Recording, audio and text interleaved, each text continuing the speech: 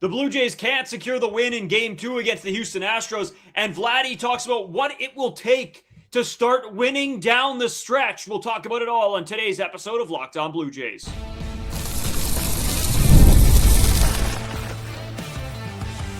You are Locked On Blue Jays, your daily Toronto Blue Jays podcast. Part of the Locked On Podcast Network, your team every day. Welcome back to Locked On Blue Jays. We're part of the Locked On Podcast Network. Now, the #1 sports podcast network, your team every day. Today's episode brought to you by FanDuel. Join all the action at FanDuel.com to play daily dingers and make your free pick on who's hitting a homer this MLB season. As always, I'm Braden Owasco. He's Carter First. You can find us on Twitter, Braden5Owasco. Carter First, too, as well on our main Twitter account, at Locked On Jays. Hit that subscribe button if you haven't already. You guys have been killing it. A lot of new faces in here after the trade deadline. Good to have you. Good to be hearing your opinions and your thoughts. You can leave those down in the comment section below. We have to get into Vladdy's quote. It won't shock anybody, I don't think, but I think it will shock you in a different regard. We'll talk about Trey Yesavage's injury. We'll talk about some of the guys that have left at the trade deadline, some of their thoughts and feelings about leaving this ball club as well. Of course, we'll get into the game because there's one guy I will continue to highlight on this podcast if he keeps being an absolute beast. But Carter, will start with the Vladdy quote, and I know it might take you a while to read it because it's so long and it's so important for this team, but I'll throw it over to you.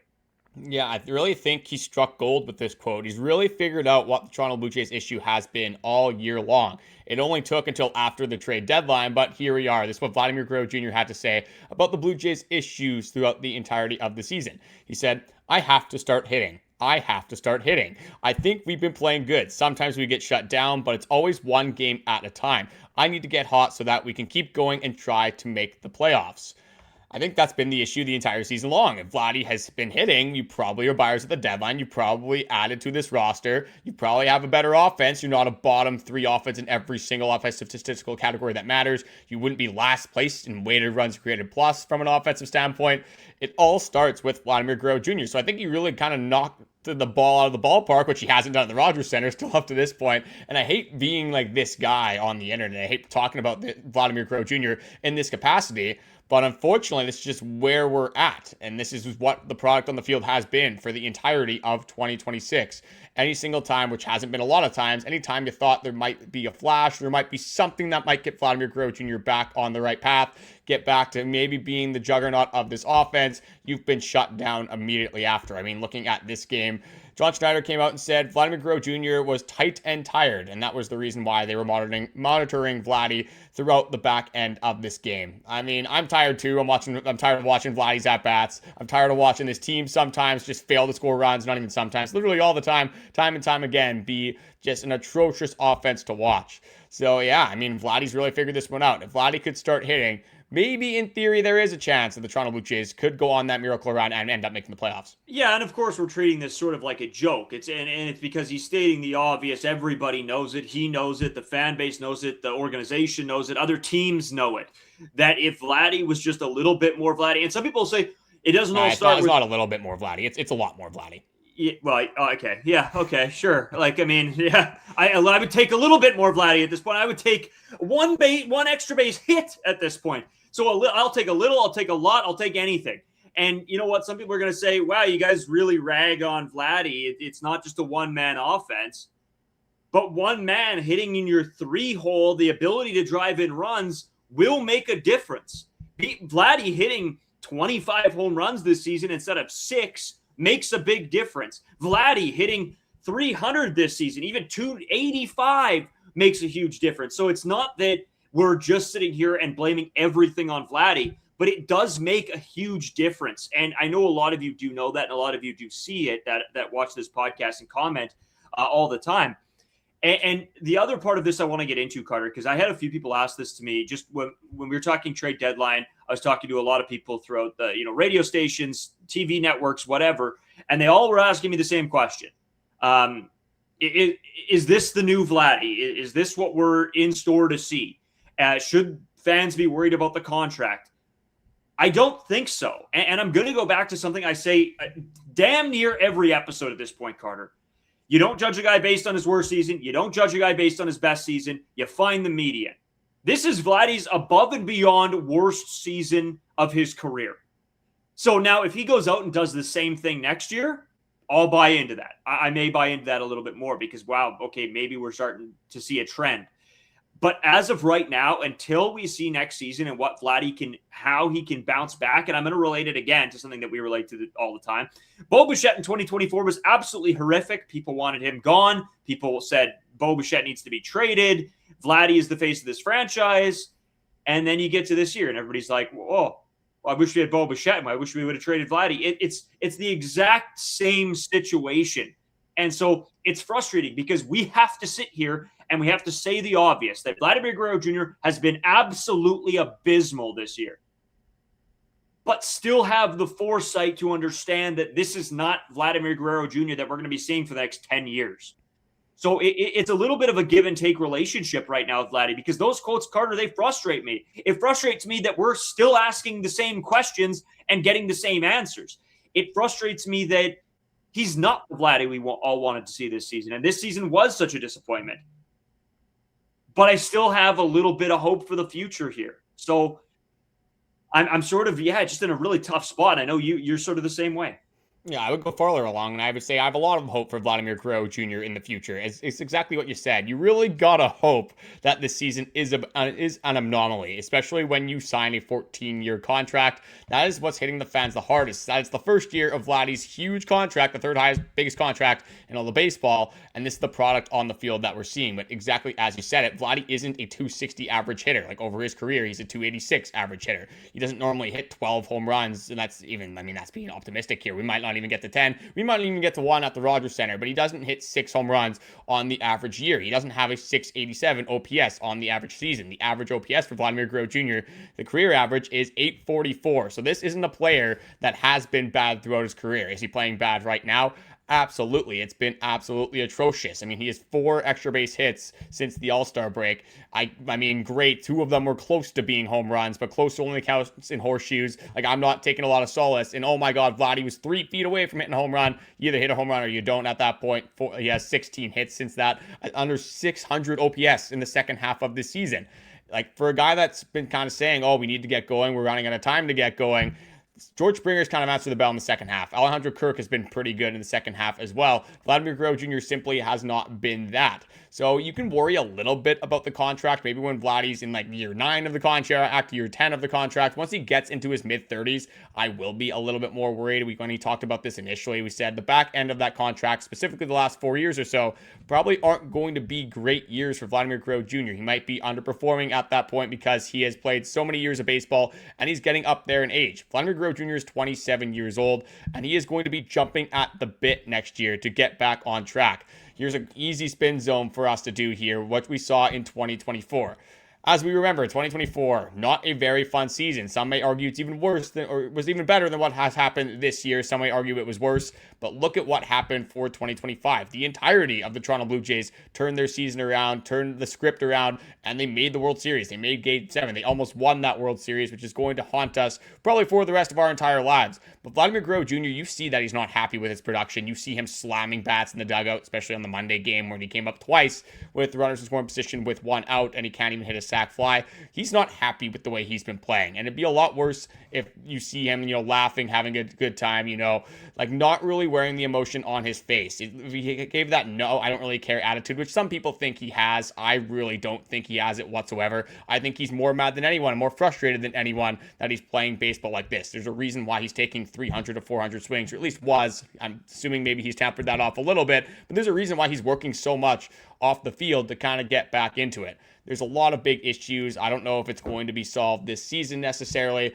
but Vladimir Guerrero Jr. is not a bad baseball player. But when you look at what's happened this year, if you started watching Major League Baseball, specifically the Toronto Blue Jays this season, you might jump to that conclusion. So I get why fans are mad at Vladimir Guerrero Jr. Hell, we're not happy with Vladimir Guerrero Jr. We've watched 3/4 of a season where he has been absolutely abysmal at the plate, and you would take a handful of guys, debatably the entire lineup, over Vladimir Guerrero Jr. with runners in scoring position at this time. So has it been bad? Absolutely. Can it get better? Absolutely it can. Will it get better this season? I'm not exactly sure. I'm not going to be the one that's fully optimistic and lie to you guys and say, I think it's all going to be sunshine and rainbows in the last 50 games of the year, because it hasn't been like that throughout the first 110. However, we're in the first half of a season, 3/4 of a year, into a 14-year contract where we've seen a player be phenomenal even just a year ago. So is he willing, or is he deserving of criticism? He absolutely is. But when people bring up the contract, when people bring up that Vladdy doesn't care, when people bring up trade Vladimir Guerrero Jr. and they're dumb for not trading Vladimir Guerrero Jr. at the trade deadline, there are so many different angles that I could take, so many different perspectives I could have on that analysis. But that is just not what you do for a player of Vladimir Guerrero Jr.'s caliber. Yeah, I think we've covered this to death. I think throughout this entire season, we got a nice little reprieve from it while the trade deadline was going on, and we didn't have to bring up Vladdy every episode. But quotes get announced. He is the face of this franchise, and he is going to be put in the spotlight when things are not going well or when things are going really well. And that's just not where we're at right now. He's going to continue to speak out on this. People are going to continue to ask questions. So I'm guessing we're going to talk about this again. But Carter, we have so much to get into. We want to talk about the game. We want to talk about Trey Yesavage's injury. We want to talk about some quotes coming from the trade deadline as well. We'll tee up the rubber match of this series. So stick with us right after this short break. Today's episode brought to you by FanDuel. Baseball fans, if you think you know who's hitting a homer today, FanDuel is giving you a free chance to call your shot with daily dingers. It's easy to play. Just make your free pick for who you think will hit the home run in their game. If you're right, you'll receive a profit boost to use on your next bet for a chance at extra winnings. Best of all, you can make a free pick every day throughout the MLB season. Daily Dingers is another fun way to stay engaged with every day's games. Whether you're following your favorite team or keeping an eye on matchups across the league, every game has someone capable of going deep. Now, you can get the chance to make your prediction before the first pitch. I said I was on Dylan Dingler for a long time. Really fun to watch that guy. I'm going Bryce Harper again. I'm just going to continue to roll Bryce Harper pretty much until that hits. So are you ready to play your game today? Join all the action at FanDuel.com. That's FanDuel.com to play Daily Dingers and make your free pick on who's hitting a homer. Play ball and swing for the fences on FanDuel, an official partner of Major League Baseball. So, Carter, a lot to get into. We will touch on the Trey Yesavage injury, but I want to start with a guy that continues to blow my mind in every single opportunity he gets, and that's Myles Straw, dude. He does everything right. And I know I'm repeating myself a little bit from yesterday because he was fantastic yesterday as well, or 2 days ago, I guess, and fantastic yesterday, Carter. He gets the opportunity to play some center field now that Dalton Varsho is a Houston Astro, and man, you are seeing the absolute best version of Myles Straw right now. Base running, his at-bats, his fielding. I mean, pick something that this guy isn't good at. I think you will not find something with the Myles Straw we are seeing right now. Now, don't get me wrong. I'm not blind. I know that Myles Straw isn't, the premier player on this team, but man, he's a guy that just wears heart and soul on his sleeve. Brings it every single day, runs out ground balls, makes things happen. And, he gets the triple today, Carter. And that's all hustle. And what does that triple turn into? It turns into an extra run for the Blue Jays because of a wild pitch. And Myles Straw takes advantage. I give this guy as many possible hat tips as I can for being put in the position he was in to grind, to work, and take advantage of an opportunity put in front of him. Yeah, you said he's not the premier player of the Toronto Blue Jays, but he was by far the player of the game in this one. You could argue that he was the player in the game the day before. I'd probably give that one to Shane Bieber, but over the last 2 games, Myles Straw has been your best hitter. I mean, he accounted for 40% of the hits today, the only RBI in the ball game. I mean, had 1 of the 2 runs. He was pretty much the driving force of those 2 runs, the only 2 runs the Toronto Blue Jays scored in this ball game. I mean, the swings are unbelievable. It's not like he's just hammering the middle pitches. He is taking advantage of those mistake pitches, which is what we want everybody on this offense to do. But pull side slugger for a guy that's finally getting a little bit of the opportunity. He's really making the most of it. I mean, the defense, we can talk about it all the time, every single day of, Myles Straw's career. The defense is always going to be the floor, and what you really like about Myles Straw, and probably his best attribute at the end of the day. But when he starts hitting, when you get a little bit of that offense, for how quick he is, for how observant he is on the base path, and just how high his baseball IQ is, Myles Straw never really going to be the guy that is making the mental mistakes on the diamond. So I think that would be your player of the game. If there was going to be a player of the game for the second game of this series against the Houston Astros, at least on the Blue Jays side, it would definitely have to be Miles Straw. Pretty fun player to watch over the last 2 games, and should be fun to watch getting most of the center field reps down the stretch. I mean, as I kind of said, they had Miles Straw 2 hits today. The Blue Jays had 5. I mean, I guess shout out George Springer, Alejandro Kirk, and Andres Jimenez. I mean, you get 5 hits in the game. It's the same theme when the Toronto Blue Jays lose. It's that they just aren't scoring runs. As soon as you have an injury with your starting pitcher, where he only goes 2 innings, has an injury in the lower body, I think it was left knee discomfort that it came out as, in between innings, it's going to be very tough to win that baseball game. And I kind of want to jump over there now, is that some people, again, are blaming John Schneider for keeping Chad Dallas in for multiple innings. This team has 30 games in the next 31 days. You kind of know what you have with Trey Yesavage once he does go out of the game. If you could go to your bullpen. That is a possibility. They could have threw Braden Fisher. They could have threw Fluharty. They could have threw all these guys. But all you're really doing is you're kicking the can down the road. You're kicking the issue of who in the hell are we going to throw into Wednesday, into Thursday, into Friday, into the games that are farther along down the line. At least if you have a guy that is a bulk starter and can eat a lot of those innings, it's a problem that you deal with the day of, and then hopefully you move on and you resume how you would approach baseball games in the regular way. You don't have to worry about the pitch counts. You don't have to worry about, oh my goodness, my entire bullpen is down, so now I have to throw these guys in that current situation.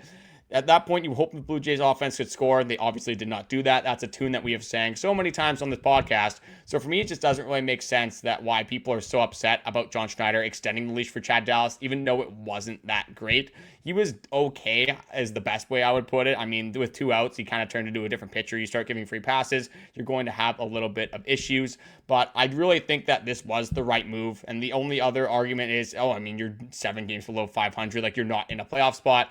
You kind of need to win now.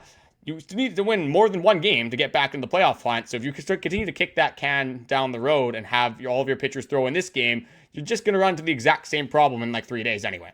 Yeah, no, exactly. I think you said it well. This is one of those tough situations, right?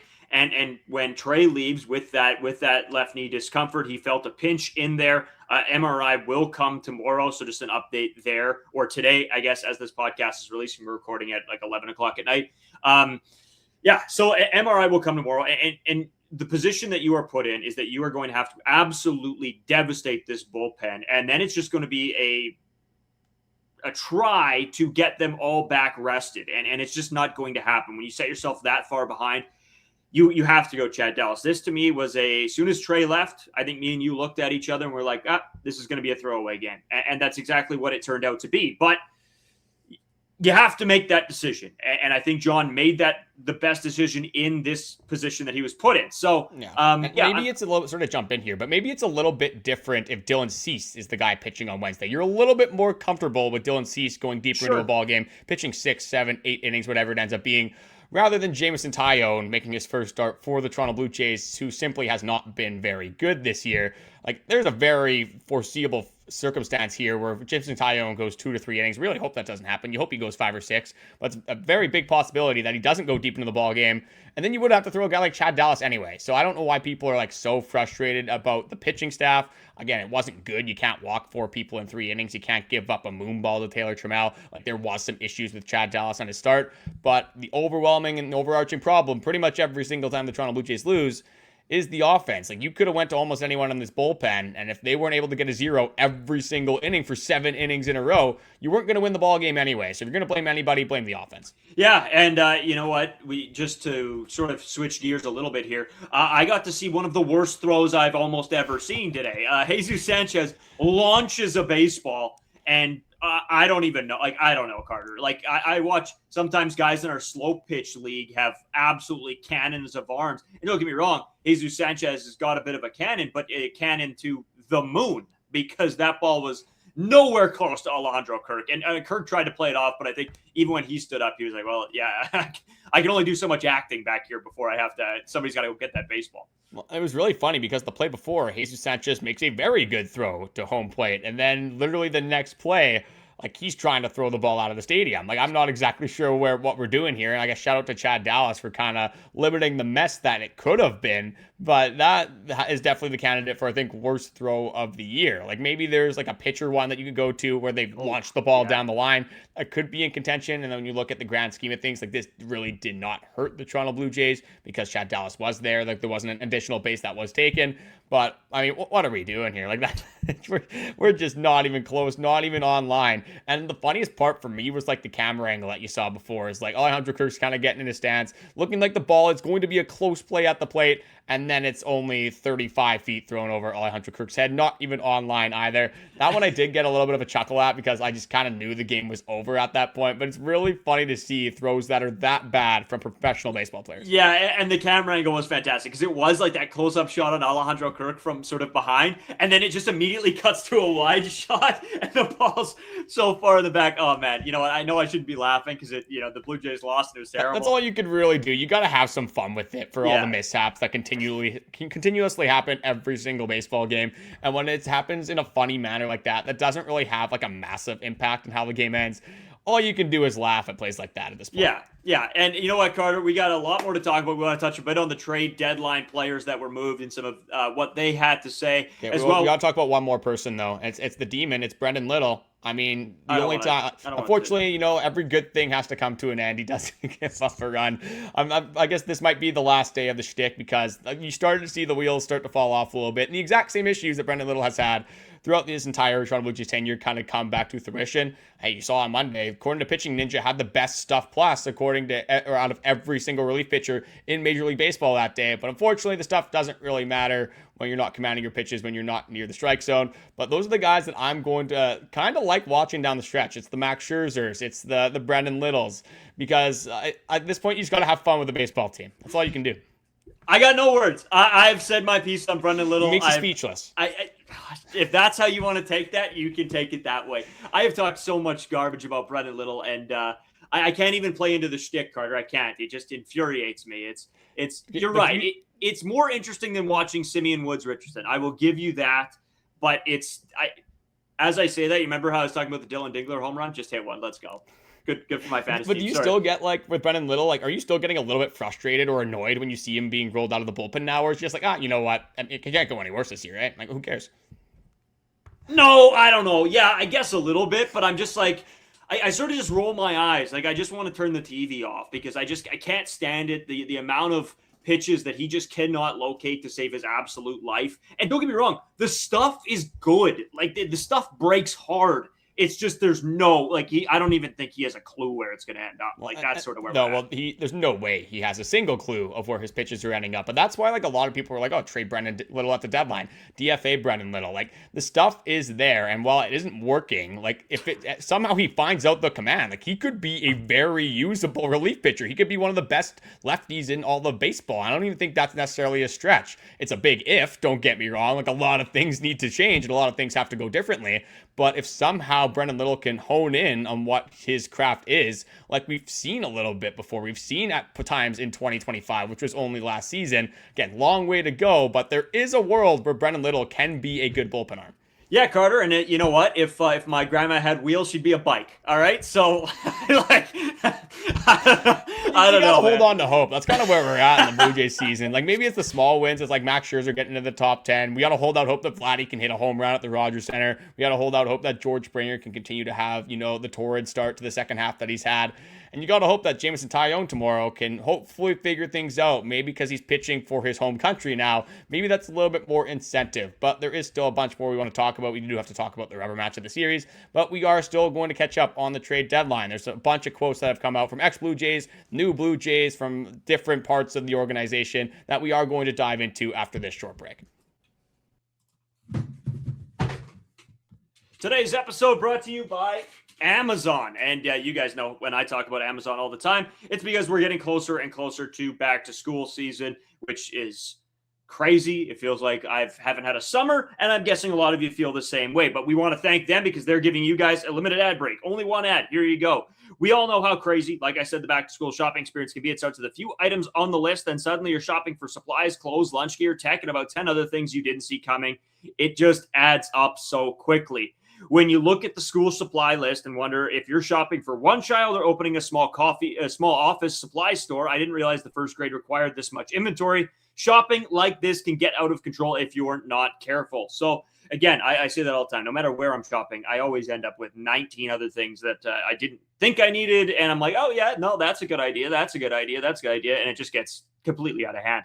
So remember, with Amazon's low back to school prices, just spend less on your kids, because every dollar you don't spend on them is a dollar you haven't spent on them. Shop back to school at Amazon and spend less on your kids.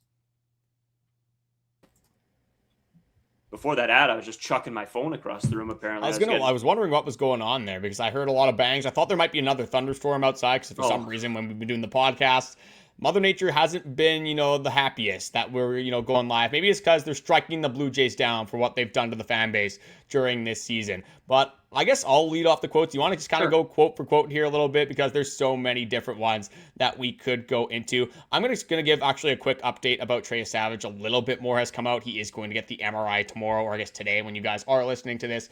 But Trey Yesavage, as I just said, going for the MRI, but he had no concerns about the knee beforehand. Just felt like it was, he felt a pinching sensation where he couldn't really stabilize that left knee perfectly. So with Trey Yesavage in his rookie season, you still have in theory some stuff to play for, but what's more important, Trey Yesavage and his health for not only the rest of this season, but going into next as well, or maybe winning the one additional start that Trey Yesavage is going to be playing for the Toronto Blue Jays. And they have the idea of doing the 6-man rotation. That lasted a whole 2 innings, because now with Trey Yesavage being out, going back to the regularly scheduled programming, that's including Jameson Taillon, Shane Bieber, you have Dylan Cease, Jose Soriano, and then Max Scherzer, as we all know and love. But I'll throw it back over to you to get into one of the a million quotes that we still have to talk about from the trade deadline. Yeah, I'm going to start off just with there was a big, long paragraph released by Taylor Gosman, Kevin Gosman's wife, and just, it was a really, really nice message. I'm not going to read the whole thing on here, because it is fairly long. It's like 2 paragraphs. So, if you want to go and look that up, I'm sure you can. It was a really nice message, not only to the fan base of Toronto, but the country of Canada, the organization, the players, the fans, the staff. Just really nice to see. And they said that, choosing Toronto when they did was the best decision of their entire lives. So, that's the other thing. I think we think a lot about the players and how it's going to affect their careers and everything like that. But you take a step back and you see what it did for their families and how much their families love the city. It's just a sort of a heartwarming post by her there. A heartwarming post, but it also tugs right on your heartstrings, because Kevin Gosman actually had a tweet as well. He said, "Toronto with 3 red hearts, so many great memories with amazing people that I will cherish forever. Getting to represent an entire country was truly an honor that I never have took for granted. Love you all." So Kevin Gosman, for me, probably the hardest Toronto Blue Jay to separate from at the trade deadline. Just so many good memories from Kevin Gosman. So that one is going to still be unfortunate to see. Luckily now we don't have to see him pitch against the Toronto Blue Jays for the Chicago Cubs. There might have been, a little bit of bittersweetness in that moment, because now I'm kind of a Chicago Cubs fan. Like, if the Toronto Blue Jays can't get there, I want Kevin Gosman to go out and get one. So, we'll have to see how the season does transpire. But Chicago Cubs, NL favorite, at least for me, and at least hopefully on this podcast, because I don't think we're going to be going over to the Dodgers anytime soon. But another one that's tugging at your heartstrings, probably the saddest quote I think that we've actually seen from the trade deadline, and it was about Dalton Varsho. You saw it in his press conference where he was cheering up, talking about how much this city meant to him and his family. But Dalton Varsho said that there was a lot of emotions flooding in, and that was obviously right after the trade deadline. And he said it was an emotional 24 hours. So this is one, actually, this is from the trade deadline day, from the Monday. He said that, "I felt it last night with Kevin Gosman on the plane. We broke down and he cried with me and George." Just horrible to think about, horrible to internalize that this is the current spot the Toronto Blue Jays are in. Again, like, they had to do what they did. But seeing the bond that these guys had, again, kind of going back to 2025, more than 2026, where it hasn't been as fun to watch, but seeing how close that everyone is in this clubhouse, very tough to see them break up and have it unfold the way it did.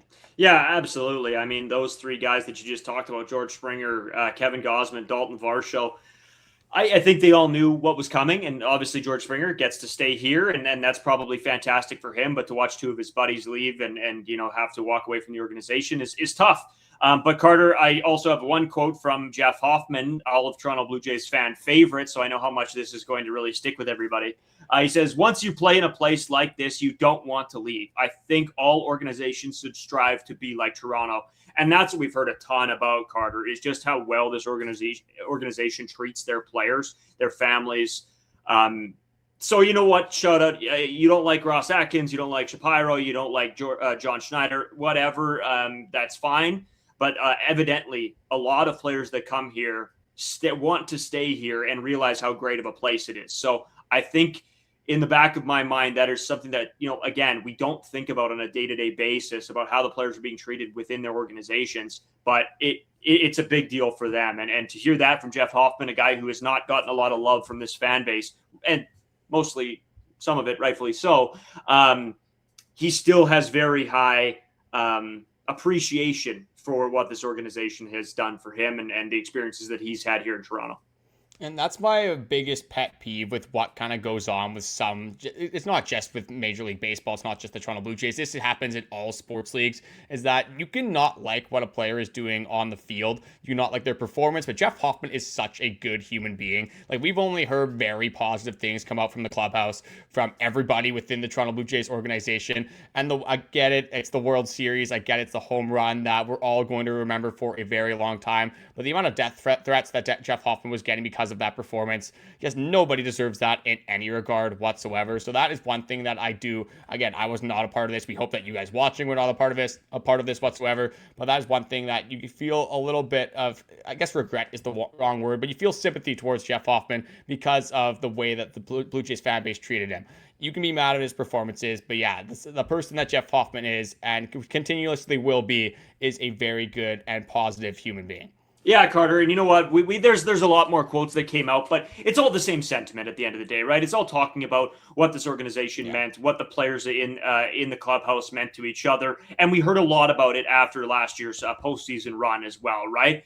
And so it is sad, it is tough, but it's onwards and upwards here for this organization, for this team, trying to get back to where they were going into next season. Again, I think we all know sort of what this season has come to, but in saying that, Carter, baseball moves on. Yeah, onwards and maybe not upwards, because looking at the pitching matchup that is going to happen today, it is a day game for the people that were wondering, but it's Jameson Taillon. Well, I'll just go into the ERA. I won't do too big of a deep dive here because the name value should be enough for a lot of people. But Jameson Taillon, 5.92 ERA versus Hunter Brown, which I think is one of the best pitchers in all of baseball. That is a 3.42 ERA. This was supposed to be Dylan Cease, but he got pushed a little bit down the line. So Jose Soriano, in theory, gets pushed down the line. So you have Jameson Taillon making the final start of the rubber match, or I guess in the rubber match of this Houston Astros series. On paper, you're not going to love it, but like I said, the spin zone is Jameson Taillon pitching for his home country, does have a lot of connections, obviously, in the greater Toronto area and just in Canada in totality. So it will be cool to see anytime there's a Canadian pitching for the Toronto Blue Jays. It's one thing we kind of lost at the trade deadline. You lose Adam Matko, but you do gain one more in Jameson Taillon. So I'm going to keep the expectations low. I'm just going to enjoy the baseball that's being on the TV. Great if you win. I mean, whatever, I guess, if you don't. But you got to try to at least be optimistic and try your best, even though it's not easy, to enjoy the baseball being played. As always, everybody, we appreciate all of you tuning in and the likes, the comments, the subscriptions you guys have sent over to us around this trade deadline. It has been an absolute blast, and it will continue to be a blast putting out these podcasts for you guys. And, of course, I say this every episode, we'll be back with you guys Monday to Friday, every single day, and back with you tomorrow, hopefully after a Blue Jays series win. Ooh, we'll see.